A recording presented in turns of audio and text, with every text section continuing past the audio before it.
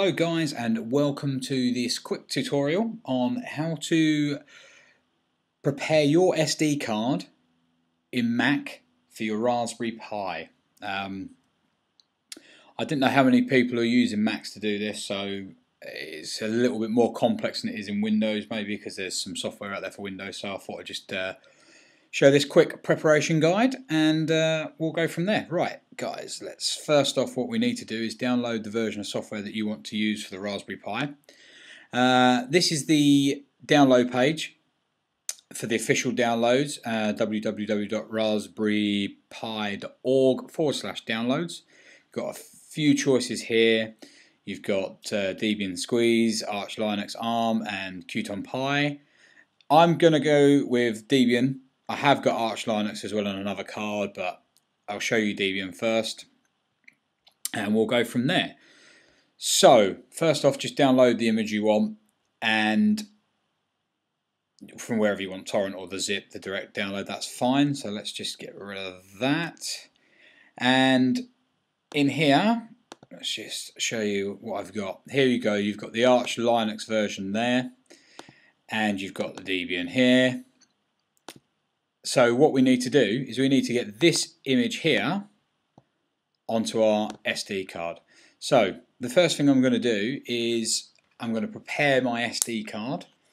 So let's just pop it out and pop it in the MacBook. Right, I'll just pop that in. Let's get rid of that for the time being. We don't need that. And here we go. Right, first things first, let's utilities and open disk utility.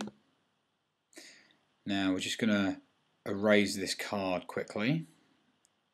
I don't know what's actually on it, so it looks like there's already it looks like it's probably already got Debian on it, but we'll just erase that.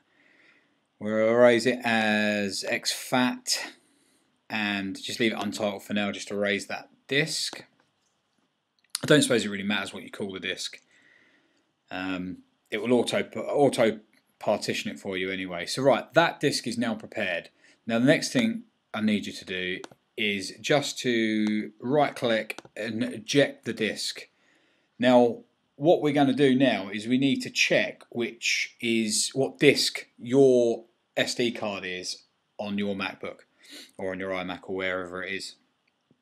So what we want to do is we want to undo terminal. So if we go to utilities, terminal, let's undo terminal, and we just need to run this command when terminal logs on. There we go.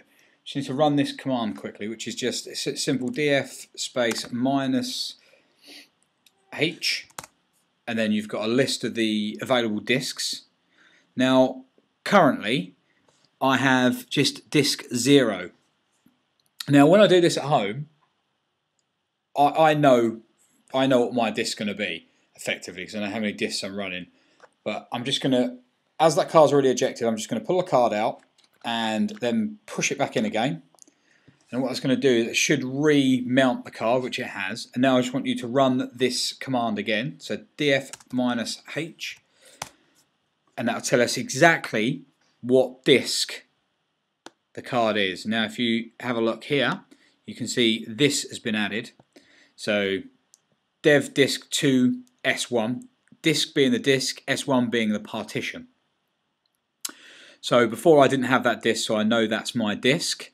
Now I would expect that a lot of disks will probably read the disk as disk 1 or something like that if it's the only other disk. But obviously I have lots of disks at home.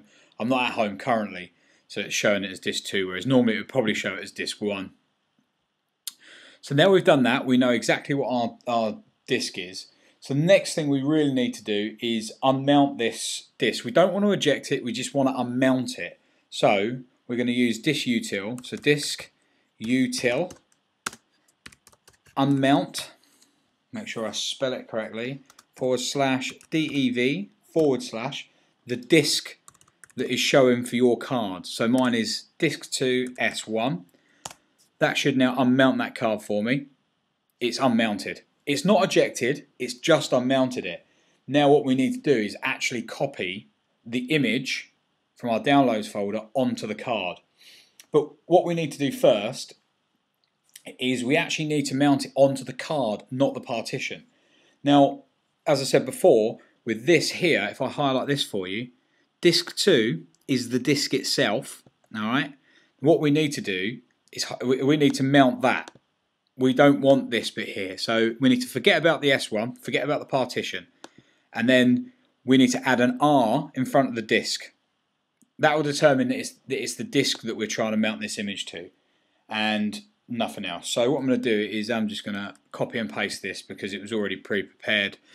Now this obviously is the location, downloads, that is the file name, and that is the folder name, and that is the file name within the folder with the dot image there.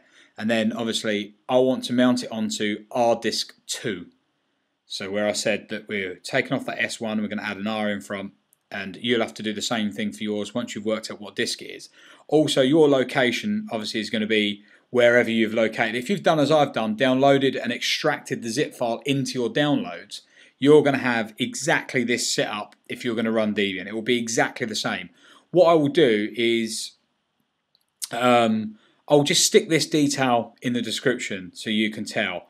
If you need any more help, just leave a comment and I'll do it. Now if we go ahead and just hit this, hit the go button here, this is going to take a while. It's not going to be done almost straight away. You're talking about an SD card, and moving data onto the SD card is not the quickest at the best of times. So this is literally going to be the end of the video. I'll literally come back in 2 seconds when it's done and just literally give you an update, and I'll see you in a bit, guys. Right, as you can see, guys, the disk has come back up.